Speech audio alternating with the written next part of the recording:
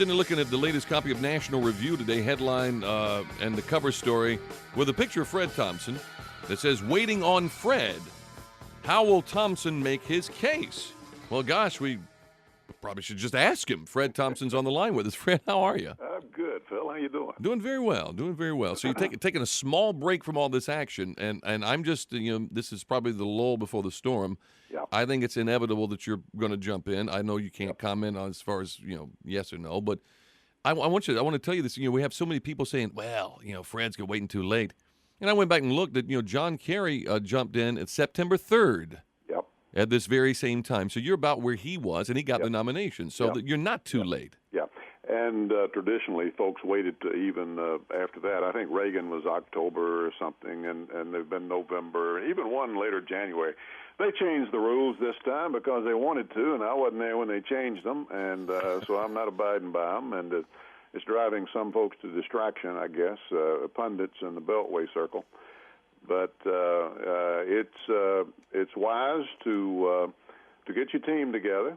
We haven't been planning on this since we were juniors in high school, and takes a little time. We're doing in a few months what some people have spent years doing, and we can get the job done. But proof's in the pudding, and we'll be there when the time comes. Now, a couple of things I want to go over with you and get your quick response. First off, I saw you on Jay Leno, and he asked where that Fred head thing came from. I got to remind you, Fred, we were the original Fred heads here on the Phil Valentine Show. Way back when you were running for Senate the first time. So when anybody else asks you, they say, it was my old buddy Phil. You're absolutely right about that. You remember that. I did you a great disservice. That's right. I could have gotten a free plug. I could have gotten a free plug. Happen again. All right, listen, a couple of things that people have raised questions about. I want to ask you about your membership in the Council on Foreign Relations. Now, I talked with Richard Land, Dr. Richard Land from Southern Baptist Convention. He's a member of this thing too. But a lot of, not to say a lot, but some people out there, especially the John Birchers, have this. They made the Council on Foreign Relations in some kind of boogeyman. What is your role in that, and why did you join, or what's going on? I didn't know Dr. Land was a member of that. Oh yeah. I think I'll just rest my case there with him. Oh yeah. If he's a member, it ought to be all right with everybody. I know several other people that over the years that I've seen who consider to be conservatives and that are members of that. You cannot turn your back on information and viewpoints that you don't necessarily agree with. And that's the long and the short of it. But you're not plotting to take over the world or anything? I, on the other hand, not quite. I, on the other hand, was an active member and a fellow at the American Enterprise Institute. And that's what they fail to point out. I've never been in the offices of the Foreign Relations Council, and I've spent a lot of time over at AEI, and that's considered to be the bogeyman of the left, of course, because conservatives and neocons and all of that crap. So I have been since I've been out of the Senate, I've been interested in viewpoints, attending meetings and lectures that I want to attend, and go in and see what this guy's saying. And I'm not disposed to only listening to folks that I agree with all the time. Yeah, well, I understand that. Let me ask you about Spencer Abraham, because that's sent up some red flags. Some people, the conservative, mainly because of his ties to La Raza and his awards he's been given by La Raza. Some people, including me, I consider La Raza a racist group. What is his role in your campaign, and is this something to be concerned about that Spencer Abraham is a part of? First of all, it got misreported. I mean, he was never supposed to be a campaign manager or anything like that. I haven't decided on a title for Spence yet.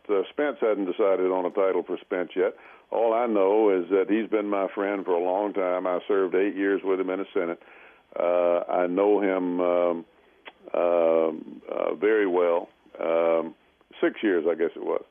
I know him very well. He is a solid conservative guy. He's Lebanese by extraction, and he's been very, very supportive of the Lebanese democracy that's been, fighting Hezbollah in Syria and all those other places as the Syrians have tried to kill their leaders and infiltrate them and cause all kinds of havoc and damage there. That's been one of the things he's been mostly involved in. A lot of this stuff that I heard about was all news to me, and I don't know about all these various accusations about something he supported or got an award or somebody like that. All I know is Spence. He's a good, solid guy who was confirmed, I guess, pretty much unanimously for Secretary of Energy by President Bush. I didn't hear any of this stuff when this happened.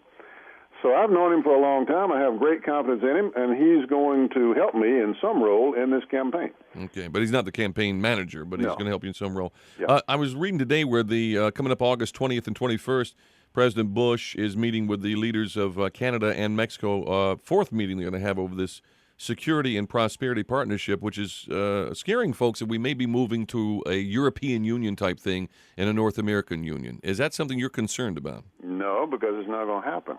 I heard this on the campaign trail.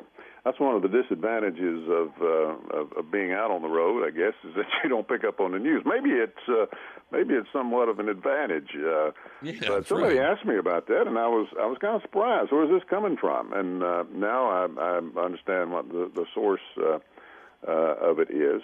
But I believe in trade, but other than that, there's absolutely no danger of some unification of some kind that I've heard some people describe it as of happening. I mean, certainly wouldn't happen if I was president. Yeah, but would it happen if somebody like Hillary was president? Well, I can't vouch for her, Phil. And we're glad you can't, too. To make a gross understatement. Well, it says on the headline here in the National Review on the front cover, how will Thompson make his case? How will you make your case to the American people about what it is you want to do?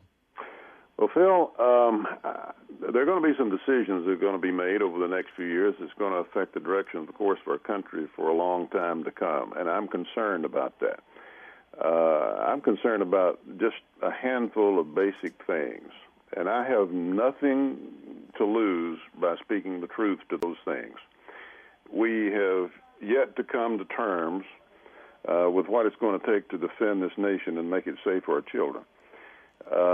In terms of the nature of the threat that we face, how long it's going to take, the level of commitment that it's going to take, and what we're going to have to do with regard to costs and what we're going to have to generate among the American people in terms of willpower. Domestically, we're bankrupting the next generation. The first baby boomers, the older ones are going to start retiring on this next president's watch, and it goes from a bad situation to worse. The governmental infrastructure is unable to carry out basic governmental functions. They can't pass an audit. You can't get computers to talk to each other. People in over their head. An outmoded civil service system makes it difficult to hire good people and retain them, and difficult to fire the ones that you'd like to get rid of. It is not sustaining us, and this is the outfit that everybody says is going to solve our medical problems and our energy problems. Yeah, like that's going to happen. It won't work, and now it's affecting our national security. You're seeing some of it play out in Iraq. So these are basic fundamental things that have to be addressed before anything else can be. I don't hear anybody really talking about America's role in the world after Iraq.